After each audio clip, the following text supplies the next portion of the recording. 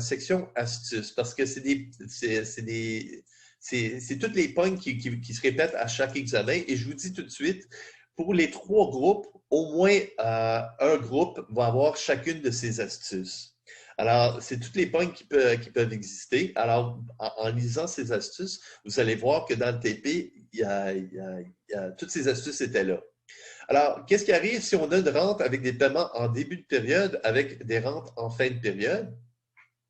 Alors, pour une annuité due, toutes les cash flows sont en début de période et toutes les cash flows sont en fin de période. Donc, si on regarde l'exemple de hiver 2015, le problème 9.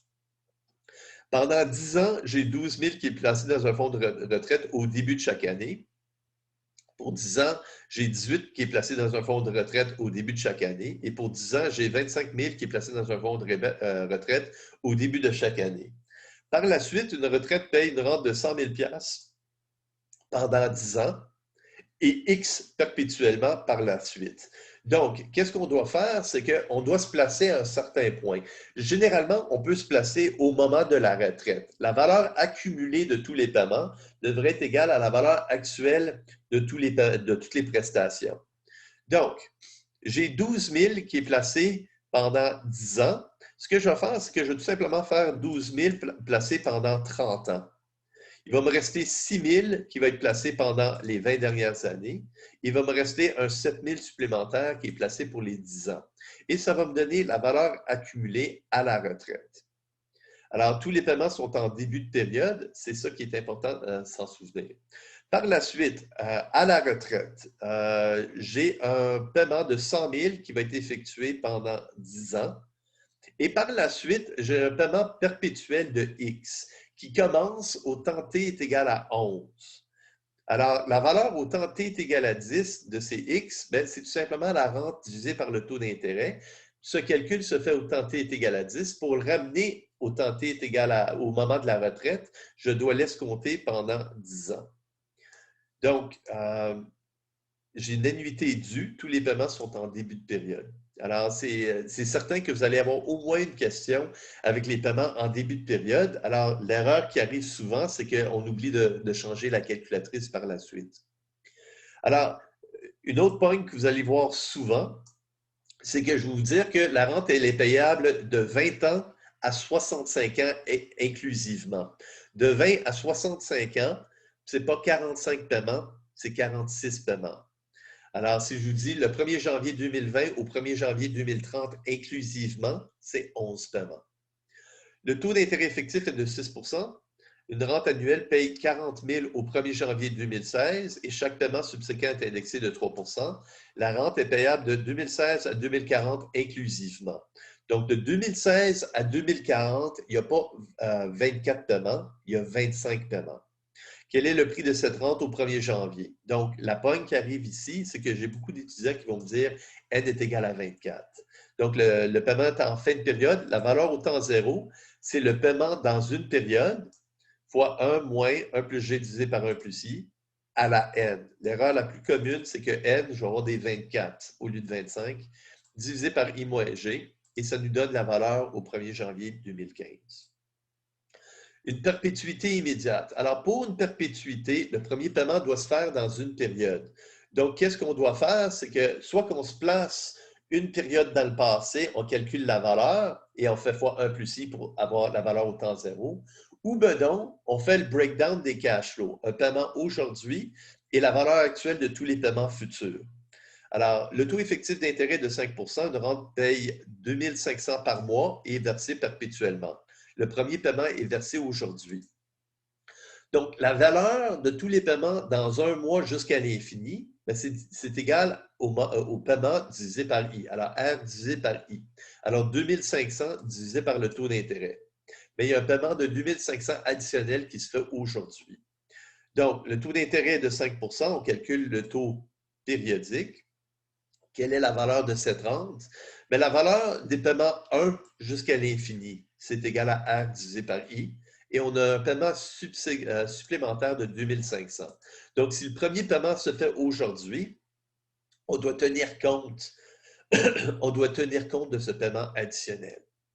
Donc, deux façons de le faire. On se place une période dans le passé, on calcule la valeur et on prend cette valeur fois 1 plus i pour se ramener au temps zéro.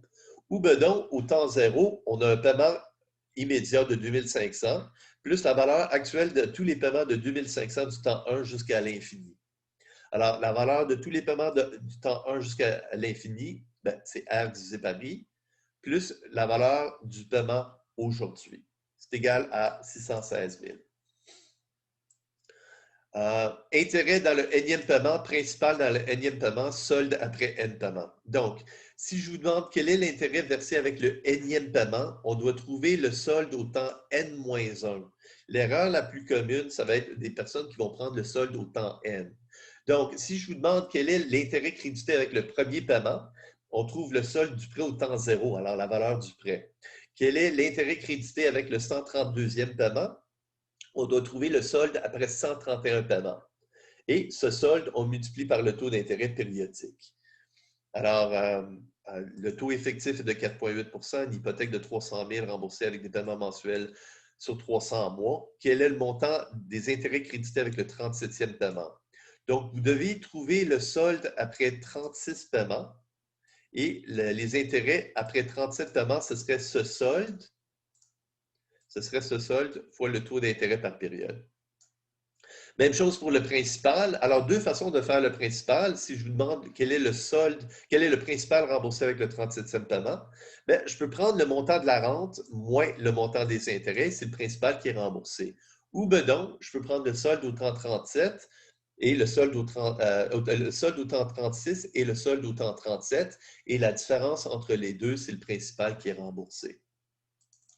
Alors c'est la différence entre le solde au temps N-1 et le solde au temps N. Ou ben donc, je calcule les intérêts crédités et je soustrais ce montant du montant de la mensualité. Alors, vous avez un exemple ici, c'est le problème 5 de 2015. Et le solde après N paiement, alors si je vous dis, je devrais mettre ici N paiement au lieu de I paiement, le solde après N paiement. Alors, calculer le solde après N paiement. Solde après N paiement et changement de taux d'intérêt. Ah, OK, je vois. OK. OK, alors, solde après. Je vais mettre après. Ouais, OK, je vais garder I paiement dans ce cas-là. Je vais mettre J pour différencier. Alors, qu'est-ce qu'on fait? C'est que si je vous demande quel est le solde après un certain nombre de paiements, le solde du prêt, c'est la valeur actuelle des N-J paiements qui restent à faire.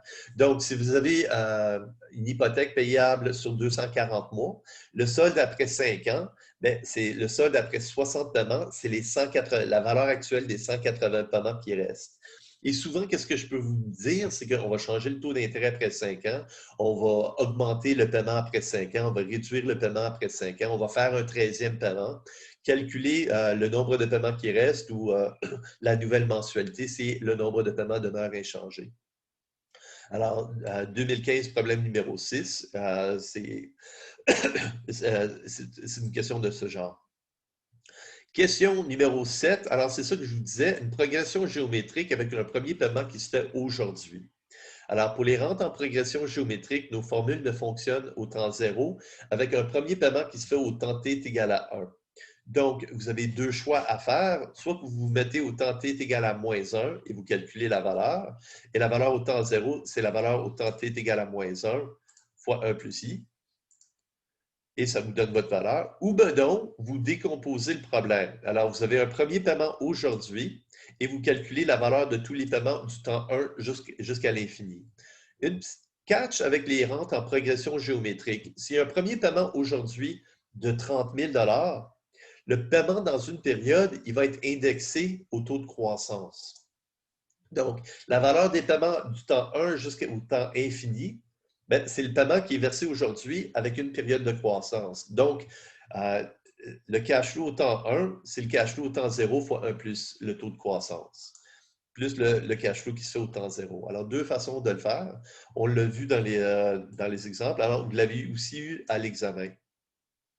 Alors, Gordon, si jamais je vous dis que l'action vient tout juste de verser un dividende de X, le dividende au temps 1, ça va être X fois 1 plus G. Donc ici, l'action vient tout juste de verser un dividende.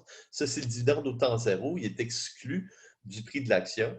Le prix d'une action est égal au dividende au temps 1 divisé par I moins G. Donc, le dividende au temps 1, c'est le dividende au temps 0 avec une période de croissance. Alors, en exemple, vous avez le problème 9 de l'automne 2015. Et finalement, taux nominal versus périodique versus effectif. Alors, 1 plus le taux effectif est égal à 1 plus le taux périodique à l'exposant nombre de périodes d'intérêt. Donc, j'espère que rendu maintenant, vous savez la différence entre effectif périodique et nominal. Nominal, c'est tout simplement le taux d'intérêt par période fois le nombre de périodes dans une année. Alors, c'est un taux annuel, par contre, ce n'est pas le taux annuel effectif. Alors, vous avez 2015, problème numéro 18, qui représente cet exemple. Alors, les 9 astuces, c'est quasiment certain que vous allez avoir au moins un exemple dans votre examen. Alors, vous avez vu que l'examen de automne 2020, ils se retrouvaient tous là.